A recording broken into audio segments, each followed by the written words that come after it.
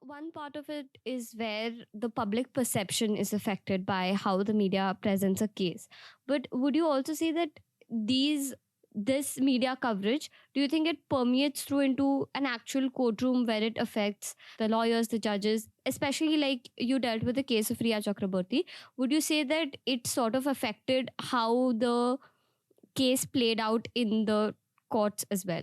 When I was dealing with Rhea Chakraborty's case, the entire country was fed with the particular story that she was responsible for his death, number one. Number two, that she had carried away all his money and she had misappropriated about 15 to 16 crores of rupees. Ultimately, when the investigators, including the ED and NCB and the Mumbai police and the CBI, investigated the case, it was revealed that he did not have that kind of money at all, and nothing passed on from his accounts to her accounts. So there are all kinds of false stories were spread. So people were gunning for her.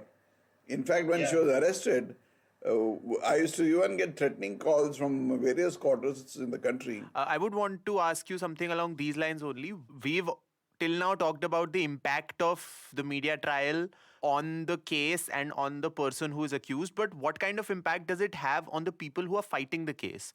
Because see, first of all, the judge is not living in ivory towers anymore.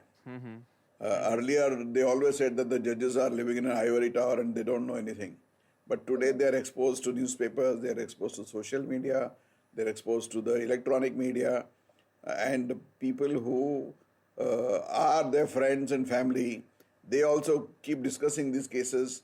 And I'm sure, however secluded he may be, every judge gets influenced by these kinds of stories. Secondly, the prosecution, they try to paint a story in the public that some person who is accused of a crime is already a convict and he deserves to be punished because he has pleaded guilty in police custody.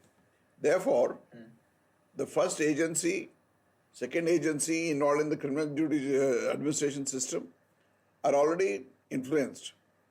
As far as the defense lawyers are concerned, they try to tinker with the defense lawyer's duty by interfering with his duty, by asking him not to appear, and they start threatening and making all kinds of stupid calls and give threats to him. This has happened to me in a number of cases.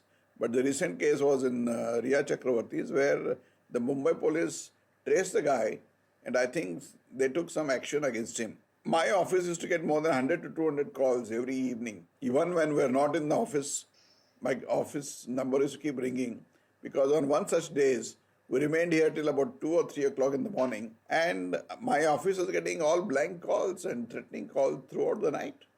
So they were taking a chance to keep tinker with my appearance in the court or threaten me, which did not work at all. So it does have a bearing on everybody's mind in a particular case.